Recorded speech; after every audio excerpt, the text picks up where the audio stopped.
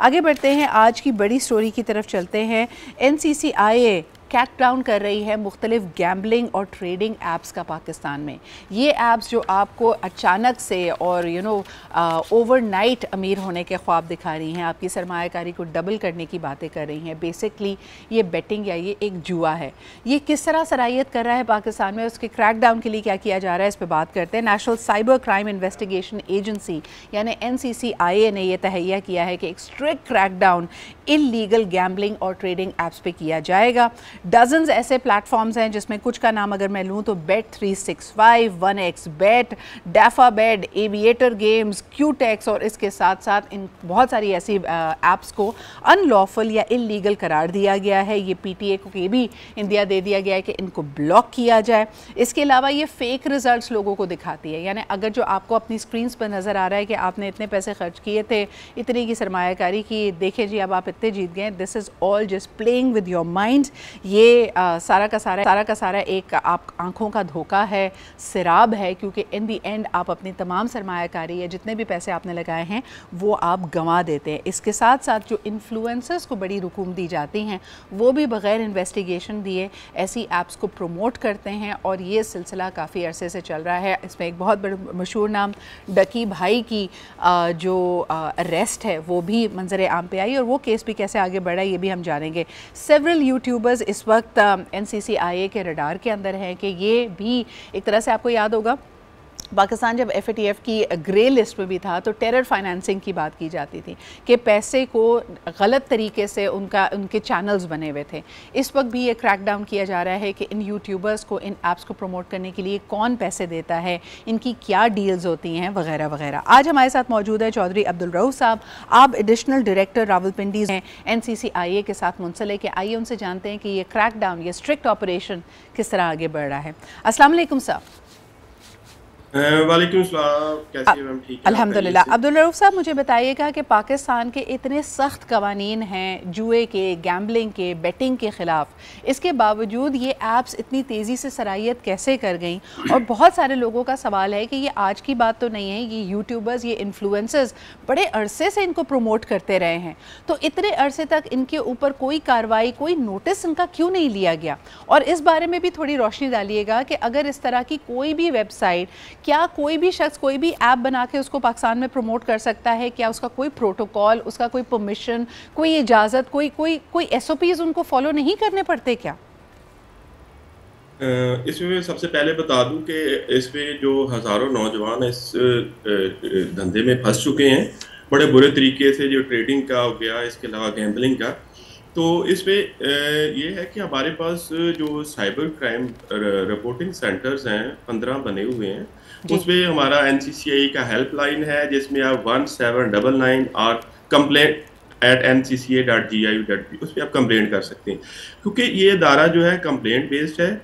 ये सबसे पहले हमारे पास कंप्लेंट आएगी तो हम इसको रोकेंगे। दूसरा आपका क्वेश्चन ये था कि आपने इसके लिए इदारे बने हुए हैं। SCCP से रजिस्टर्ड होना बहुत ज़रूरी है फाइनेंशियल इंस्टीट्यूशन को, और स्टेट बैंक से इसकी इजाज़त लेके फिर इसके बाद ये सारी चीज़ें की जाती हैं। उसके बाद ये जितनी भी जो आपने अभी नाम लिए हैं, XBet है, Bet365 है, DafaBet है और एक्स्ट्रा ऐसे बहुत सारी ऐसी ऐप जो हमें अभी रिपोर्ट हुई हैं। इसका एम्बेड क्या है? मैं थोड़ा सा इसमें क्लैरिटी चाहूँगी। जैसे आपने खुद कहा कि आप एक कंप्लेंट बेस्ड कार्रवाई कर सकते हैं कि किसी का सामने आकर कंप्लेन करना ज़रूरी है, लेकिन आपकी एक गठजोड़ है। अब हम देख रहे हैं कि जब ये क्रैकडाउन आगे बढ़ रहा है तो इन ऐप्स को PTA के ज़रिए ब्लॉक भी कराया जा रहा है, तो नेक्सस इसको क्रैकडाउन करने का क्या बनता है?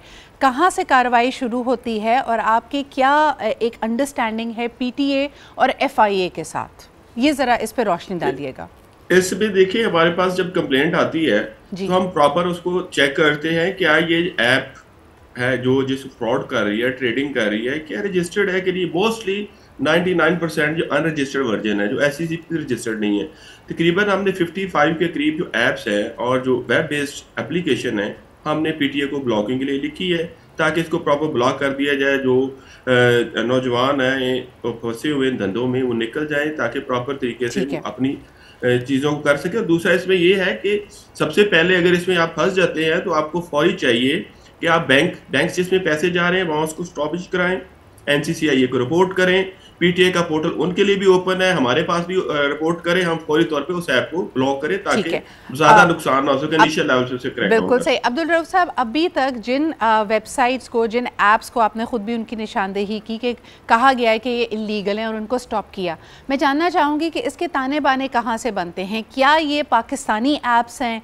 इनको किसने बनाया है, किसने फ्लोट किया? और फिर सबसे बढ़कर ये, जैसे आप खुद इशारा दे रहे हैं कि हज़ारों नौजवान इसमें फंस चुके हैं, तो ये ऐप्स आपसे पैसे या आपसे रकम रिसीव कैसे करती हैं? जो भी पेमेंट गेटवे होता है, या तो वो किसी डिजिटल बैंक के ज़रिए होगा, कोई ई मोबाइल या मोबाइल वॉलेट के थ्रू होगा, इन तक पैसे लोगों के कैसे पहुंचते हैं? देखिए, इसमें डिफरेंट वेज है, ऐसे बहुत सारे जो ऐप है इनके थ्रू भी जाता है, इजी पैसा अकाउंट्स हैं, आपका जो बेनांस है, यूएसडीटी है, ये डिफरेंट मोड्स हैं जो आपके वॉलेट बाद जो कि हिडन होते हैं, जो किसी के पास उसकी एक्सेस नहीं होती, जैसे ये बेनांस और यूएसडीटी है, इसमें जितनी भी सारी रैकेट्स हैं वो सिर्फ उस बंदे को पता होता है क्योंकि टोटल एन्क्रिप्टेड सिस्टम होता है।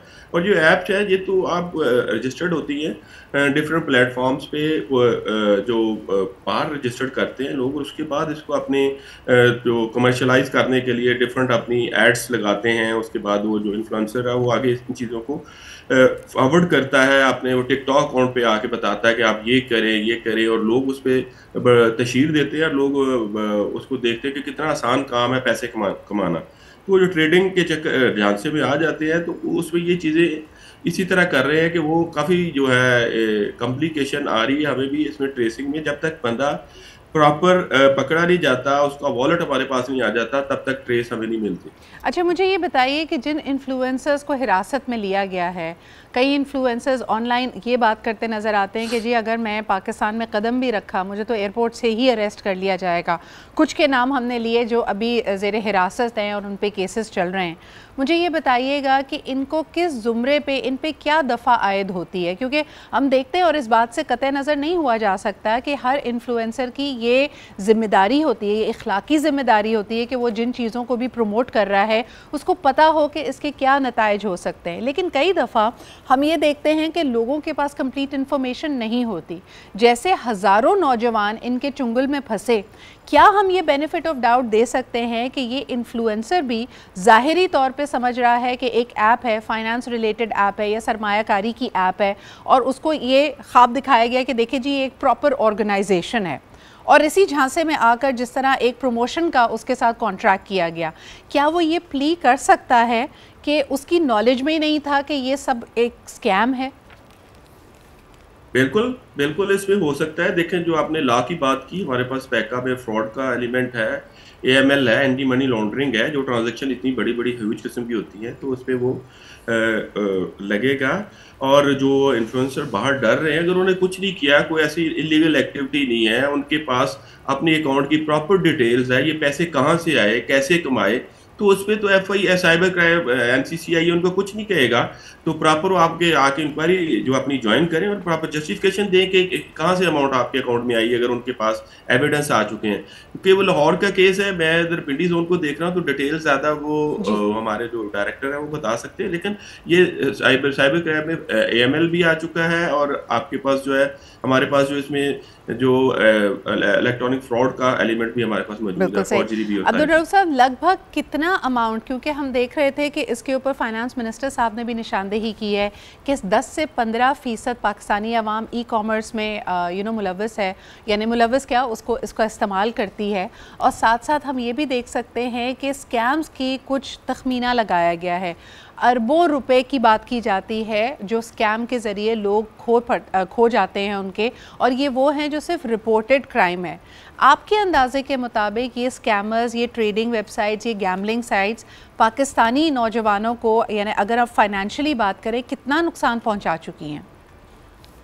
ये ऐसे ही अरबों भी होगा, लेकिन इसमें हमारे पास कैलकुलेटेड अमाउंट नहीं है, तो वो अगर जैसे मेरे पास फिगर आ जाएगी तो मैं आपको डिटेल बाद में। ठीक है, मुझे ये भी बताइएगा कि जो इन्फ्लुएंसर्स इस वक्त चार्जेस फेस कर रहे हैं, जो हिरासत में हैं, अगर तो उन पे इल्ज़ाम साबित होता है, और जैसे आपने ख़ुद कहा कि उनके पास जो रकम, जो पैसे मौजूद हैं, उसका एक प्रॉपर मनी ट्रेल वो नहीं साबित कर पाते, तो वो किस किस्म की पेनल्टीज़ फेस कर सकते हैं? उनको क्या सज़ाएँ दी जा सकती हैं under the law right now?